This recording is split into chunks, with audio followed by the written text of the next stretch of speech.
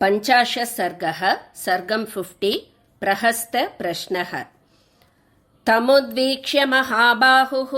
पिङ्गाक्षं पुरतस्थितं कोपेन महताविष्टो रावणो लोकरावणः शङ्काहतात्मा दध्यौ स कपीन्द्रं तेजसावृतं किमेष भगवान् नन्दी भवेत् साक्षादिहागतः येन शप्तोऽस्मि कैलासे मया सञ्चालिते पुरा सोऽयं वानरमूर्तिः स्यात् किं स्विद्बाणोऽपि वासुरः स राजारोषतां राक्षः प्रहस्तं मन्त्रिसत्तमं कालयुक्तमुवाचेदं वचो विपुलमर्थवत् दुरात्मा पृच्छ्यतामेष कुतः किं वास्य कारणं वनभङ्गे च कोऽस्यार्थो राक्षसीनां च तर्जने मत्पुरीमप्रदृश्यां वा आगमने किं प्रयोजनम् आयोधने वा किं कार्यं पृच्छ्यतामेष दुर्मतिः रावणस्य वचः श्रुत्वा प्रहस्तो वाक्यमब्रवीत् समाश्वसि हि भद्रं ते नभीः कार्या त्वया कपे यदि तावत् त्वमिन्द्रेण प्रेषितो रावणालयं तत्त्वमाख्याहि मा भूते भयं वानरमोक्ष्यसे यदि वैश्रवणस्य त्वं यमस्य वरुणस्य वा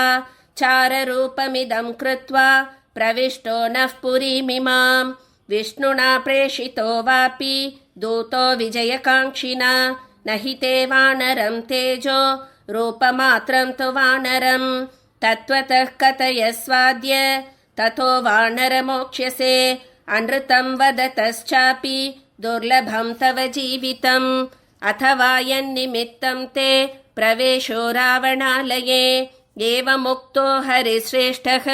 तदा रक्षो गणेश्वरम् अब्रवीन्नास्मि शक्रस्य यमस्य वरुणस्य वा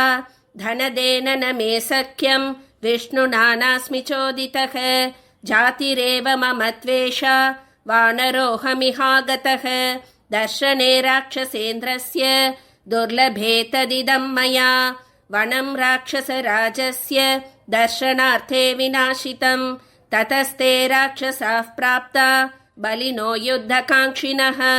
रक्षणार्थं तु देहस्य प्रतियुद्धामया रणे अस्त्रपाशैर्न शक्योऽहं बद्धुं देवासुरैरपि